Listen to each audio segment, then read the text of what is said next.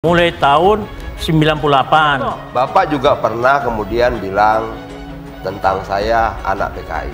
Ya, pernah. mereka saya berhadapan dengan Adian Fituli di lapangan PAM Swakarsa. Mereka pakai lambang PKI, bendera PKI. Mereka siapa ini? Ini grup orang-orang PKI. Siapa itu grup-grup orang Ya, PKI? saya nggak tahu.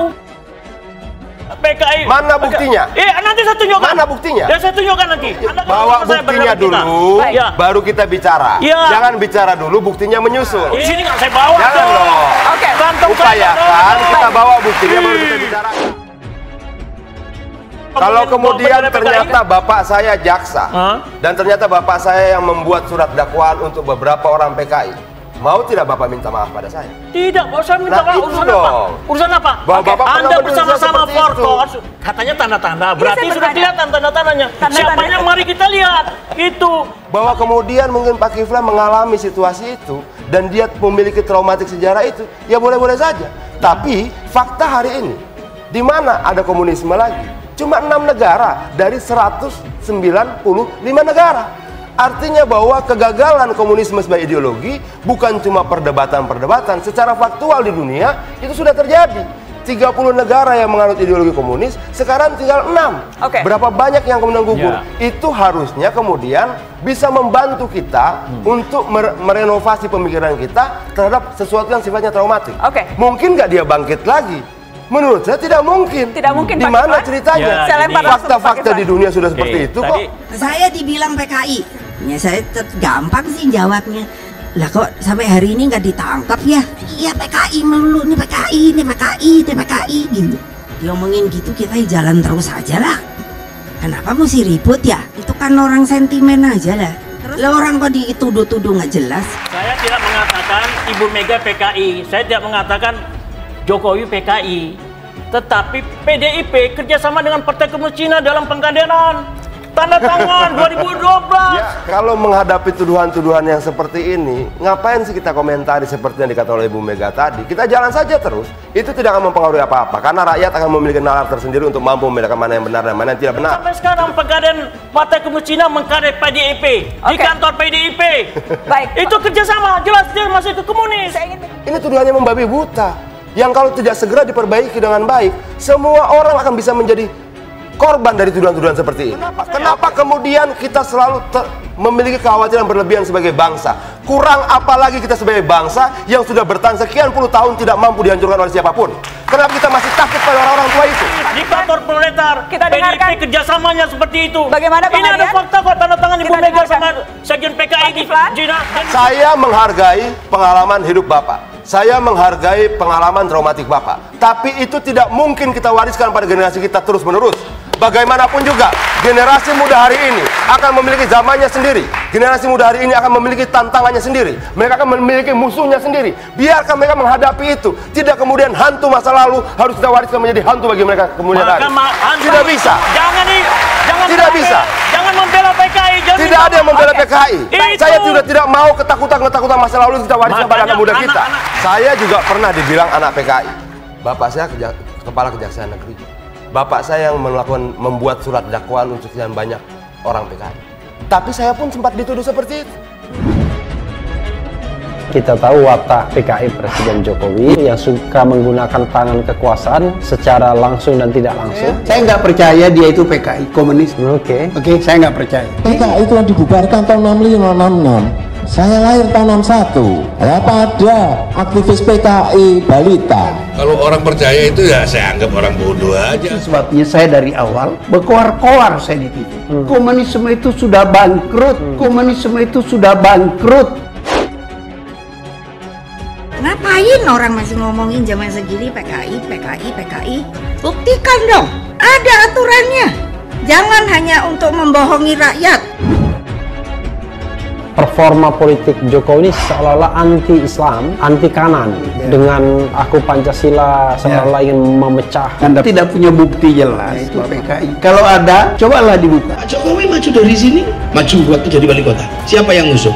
PDI, PKS, Gerindra. Ada suara PKI nggak? Ya nggak ada. Kok nggak ada? Tapi kenapa begitu maju presiden ada cerita tentang PKI? Ini kan wong kuplak. konteks zaman sekarang. Komunisme gaya baru itu sedang bangkit. Kalau kita kaitkan dengan tadi, ada orang-orang yang anak PKI dalam inner circle kekuasaan. Marsudi, gubernur DKI, siapa yang ngusung? Gerindra. Ada cerita tentang PKI nggak? Lu coba. Kenapa jilid 1, jilid 2 nggak ada cerita tentang itu? Begitu nggak setuju cerita itu keluar sih PKI kita jadi sopo. Jangan isu-isu, lihat gagasannya apa, idenya apa, artinya apa. Dalam kontestasi politik itu yang diadu adalah adu program, adu gagasan, adu ide. Saya anggap dia pertama, dia masih cinta sama calonnya dia. Kan kalau kita sudah gelap itu, gelap mata, nggak ada urusan mau ini nggak ada urusan gitu. Terasa sekali hawa hawa komunisnya. Saya cuma mau bilang bahwa beban yang dipikul Pak Jokowi itu berat sekali. Salah satu beban dia dituduh PKI. PKI mulai mendapat angin setelah demokrasi terpimpin mulai diterapkan. Mereka juga menyingkirkan umat Islam dari pemerintahan. Dan pemerintah Jokowi nampaknya mengulanginya. Setiap orang yang mengangkat isu PKI, isu komunis, itu harus dipertanyakan. Ada agenda apa lagi yang mau diperhadapkan di kepentingan bangsa dan negara hari ini, Mbak Siti?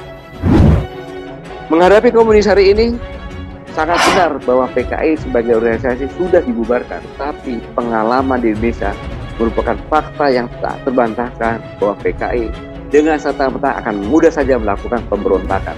Tidak akui PKI lakukan kudeta, malah PKI sebagai korban. Dan pemerintah Jokowi ada yang pihak yang pro komunisme. Pak Jokowi maju dari sini, maju waktu jadi wali kota. Siapa yang ngusung? PDI, PKS, Gerindra. Ada suara PKI nggak? Ya nggak ada. Nggak ada. Tapi kenapa begitu maju presiden ada cerita tentang PKI? Ini kan longkoplah.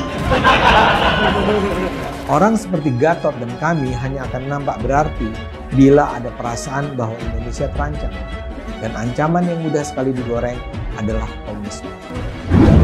Apakah peran mereka yang memecah belah perjuangan bangsa dan memberontak terhadap pemerintahan Indonesia yang sah lebih penting di mata TNI ketimbang peran tokoh-tokoh bangsa dari umat Islam yang telah menghadirkan Indonesia merdeka dan mempertahankan Indonesia merdeka dengan NKRI-nya? Bahwa Tentara Nasional Indonesia itu adalah satu organisasi yang dibangun sebagai garda terdepan untuk merawat dan menjaga negara kesatuan Republik Indonesia ini. Makanya isu ini sungguh-sungguh sangat tidak memberikan satu pembelajaran yang baik menurut saya. Gatot dan kawan-kawan akan terus mengulang kisah yang sama, sehingga hantu neokomunisme akan melekat di sebagian kepala rakyat Indonesia yang kemudian akan bergerak untuk menyelamatkan Indonesia dengan mendalamkan. Pemirsa, mantan Panglima TNI Jenderal Purnawirawan Gatot Nurmantio menuding TNI telah disusupi paham komunis. Gatot menyebut sampai saat ini paham komunis dan PKI masih ada meski selalu dibantah berbagai pihak. Peran Kostrat, peran sosok Soeharto, peran Kopassus yang dulu Residen Para Komando dengan Sermo Edi, dan peran Jenderal Nasution, peran KKO jelas akan dihapuskan dan paten itu sekarang tidak ada. Saya ulangi, ini berarti sudah ada penyusupan di dalam tubuh TNI. Itu yang tadi saya bilang, ini satu pernyataan yang menyesatkan publik dan masyarakat, apalagi kalau beliau menyebutkan ada indikasi. Kalau Tentara Nasional Indonesia itu kan kita tahu bagaimana sistem yang dibangun dalam organisasi kemiliterannya. Pak Gatot tahu itu. Ya teman-teman yang sudah senior, intelektual itu jangan bohong, jangan suka bohong. Kau punya ambisi mau jadi sesuatu silahkan aja, nggak ada masalah. Fight aja, membangun satu kebencian, membangun kebohongan. Untuk apa sih? Seperti biasa, Gatot Nurmantio dan kawan-kawan muncul kembali menjelang 30 September. Seperti biasa, Gatot mengingatkan soal ancaman kebangkitan kembali komunisme. Seperti biasa, isinya mengada-ada. Ia coba menepis penyiksaan terhadap para jenderal di Lubang Buaya. Ia mau belokkan sejarah. Adakah komunisme? Jawabannya jelas masih ada. Terhadap apa yang saya sampaikan tentang PKI, tentu selalu ada yang membantah dengan berbagai cara dan pendekatan. Marsudi, gubernur DKI, siapa yang ngusung? Gerindra. Ada cerita tentang PKI nggak? Coba, kenapa jilid 1, jilid 2 nggak ada cerita tentang itu? Begitu nggak setuju cerita itu keluar sih PKI ini jadi sopo. Terlebih lagi, pasca pemberontakan G30 PKI telah melarikan dendam politik segolongan orang yang hari ini merupakan keturunan biologis dari para anggota maupun pimpinan PKI beserta underbownya atau pihak-pihak yang bersimpati telah menjelma menjadi komunis gaya baru yang terus akan bercita-cita menguasai negeri ini dan mengganti Pancasila. Gatot nampaknya ingin menunjukkan bahwa ada upaya untuk menzalimi umat Islam tanpa merasa perlu menjelaskan apa yang dia maksud karena pada dasarnya ya memang tak punya landasan untuk menuduh itu. Begitu juga pernyataan Gatot tentang keturunan PKI yang demonstratif menyatakan mereka bangga menjadi anak PKI. Tentu saja itu ada, tapi berapa sih jumlahnya?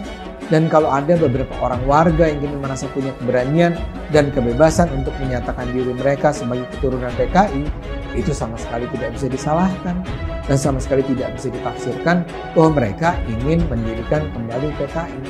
Tuduhan tentang neokomunisme ini memang mengada-ada. Kalau seorang Gatot Nurmantio kemudian menggunakan diksi, narasi, kemudian melempar isu-isu yang mengacaukan ruang publik itu, menurut saya, bagi kita ngerti apa kepentingan-kepentingan politik sesaat, kepentingan-kepentingan mengumpulkan banyak orang dengan isu-isu sampah seperti itu sudah terbiasa. Kan ini bukan baru pertama kali saya bilang kan. Bangsa Indonesia sedang berada dalam tikungan tajam yang sangat berbahaya, terperangkap di jurang kehancuran atau terhindar dari segala mara bahaya. Mau tidak mau kita harus mengakui dalam menghadapi pemberontakan G30 PKI. Tapi kalau isu itu diangkat kemudian harus ada di tengah-tengah ruang publik itu yang menurut saya tidak terlalu arif datang dari seorang Gatot Nurmantio yang mantan Panglima Tentara Nasional Indonesia. Ini tidak terlalu menarik lagi Bapak kalau Bapak pakai istilah itu, kalau Bapak menggunakan istilah itu politik lagi itu. Rakyat sudah tidak percaya dengan ucapan Bapak itu Pak. Bapak percaya deh kata-kata saya gitu loh Pak. Isi narasinya komunisme ini kemana-mana. Kalaulah Gatot percaya bahwa gerakan ini sudah menyelusup ke eksekutif dan legislatif, ya berilah informasi pada presiden siapa orang-orang yang dimaksud. Kita punya dignity loh, hati-hati loh. Kita punya karakter, bukan kita nih yang bisa dibeli-beli orang, nggak gitulah. Iya. Itu saya jamin itu, nggak. Bahwa kita harus melihara hubungan dengan Cina dengan baik, dengan Amerika dengan baik, ya kan harus begitu bernegara. Nggak bisa dong bernegara itu hanya sendiri, nggak bisa. Makanya kalau orang ngomong itu tadi mengenai PKI, mengenai Cina, mengenai apa lagi, ekonomi oke. Gatot sendiri barangkali tahu itu. Tapi narasi semacam ini akan terus dia dan kawan-kawannya kembangkan agar mereka bisa menarik simpati dari sebagian masyarakat Indonesia yang memang tidak berakal sehat. Ya, kalau orang mau berpolitik dengan baik, saya kan dari dulu bilang masuk partai politik supaya gagasan dan pikiran-pikiran yang sehat untuk kepentingan bangsa dan negara dan generasi-generasi terbaik yang ada di Tentara Nasional Indonesia itu bisa dipakai untuk memberikan kontribusi dalam pembangunan ideologi negara. Ya teman-teman yang sudah senior, intelektual itu jangan bohong, jangan suka bohong. Kau punya ambisi mau jadi sesuatu silahkan aja, nggak ada masalah. Fight aja, membangun satu kebencian, membangun kebohongan. Untuk apa sih? Karena itulah kita mesti meyakinkan kepada seluruh masyarakat Indonesia bahwa kalau sosok seorang Gatot Nurmantio bisa mengeluarkan statement seperti itu artinya bahwa sangat jauh sekali tingkat pemahaman, tingkat pikiran dan apa yang dikemukakan oleh Pak Gatot itu dalam situasi orang membangun semangat. Yang senior-senior seperti saya ada di situ, saya bilang lah, udahlah, mari kita bimbing adik-adik kita, anak-anak kita itu untuk berbicara dengan hati yang benar. Jangan bohong. Nah bohong ini yang menurut saya tidak bagus. Nah itu yang menjadi sumber membuat kita goyah. Tapi kan masalahnya pernyataan dari seorang Gatot Nurmantio tidak pernah boleh dianggap tak ada. Apa yang dilontarkannya didengar sebagian masyarakat Indonesia yang mendambakan tumbangnya pemerintahan Jokowi. Ucapan Gatot didengar karena dia diimpikan pendukungnya sebagai panglima pasukan Islam yang akan menjadikan Indonesia sebagai negara berbasis syariah. Namun mari kita lihat bersama apa yang belakangan ini makin sering terjadi di tengah kehidupan bangsa saat ini. 1. Praktek pemerintahan komunis di banyak negara memperlihatkan perkembangannya. Komunis gaya baru dengan ciri-ciri kekuasaan terpusat dikendalikan oleh sekelompok elit, oligarki. Sering melakukan postrat politik, bohong, janji palsu, fitnah, dan lain-lain. Setelah membangkitkan kenangan terhadap sejarah silam itu, Gatot membangun narasi tentang kebangkitan kembali PKI saat ini. Apa yang dilakukan Gatot ini bisa dibaca dengan sederhana. Walau mengada-ada, tapi narasi bahwa Indonesia sedang menghadapi ancaman kebangkitan komunisme adalah hal yang dibutuhkan agar gerakan seperti kami mendapat dukungan masyarakat. Semangat ideologi negara, kemudian membangun kebersamaan hari ini. Kalau pernyataan ini keluar, saya kira sungguh-sungguh ini tidak saja menyesatkan publik dan masyarakat, tetapi memang ini pernyataan yang sungguh-sungguh tidak terlalu arif. Senang memecah belah rakyat, menghalalkan segala cara untuk berebut dan mempertahankan kekuasaan termasuk cara-cara kekerasan, melakukan pembunuhan karakter terhadap lawan politik, menyusup ke semua lini kekuasaan. Ini yang sangat berbahaya. Bahkan sampai ke TNI juga. Tapi kalau bicara soal PKI, lah ada situ Jenderal Wiranto, lah ada yang Mijar, ada si Muldoko, Jenderal Muldoko, ada saya, ada siapa lagi? Ada siapa namanya ini Panglima TNI. Kami lah yang senior-senior. Apa iya kita mau PKI itu ada sih? Pertanyaan saya, apa iya saya mau tuh PKI atau Pak Wiranto atau Pak Mijar? Ya enggak lah. Kita kan punya juga dignity. Kan kita punya juga network.